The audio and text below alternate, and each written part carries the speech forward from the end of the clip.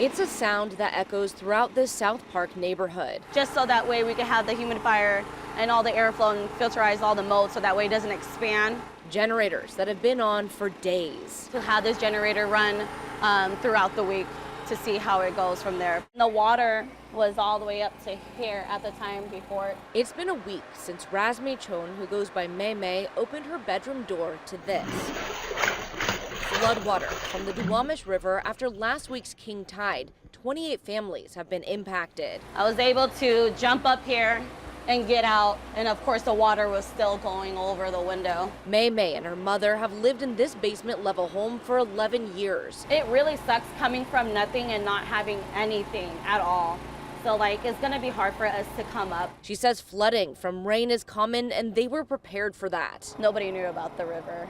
Seattle Public Utilities says they anticipated the river would flood over at some point. They just thought it would be decades from now. We expected it in about 20 years.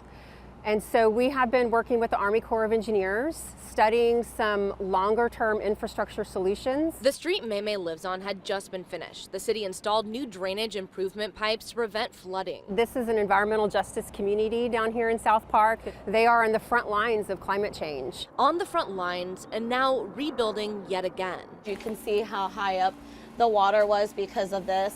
The family is now living in hotels and may have to find additional housing if their home is still uninhabitable. We've lived here for 12 years, so everybody here, not only are they my neighbors, they're also family. I can't imagine everyone being split up, and I can't imagine everyone being away from each other.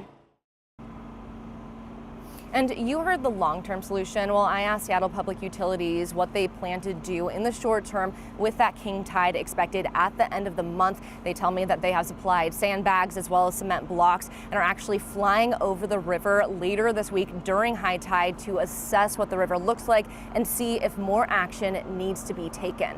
Live here in South Park, I'm Kristen Goodwillie, King 5 News.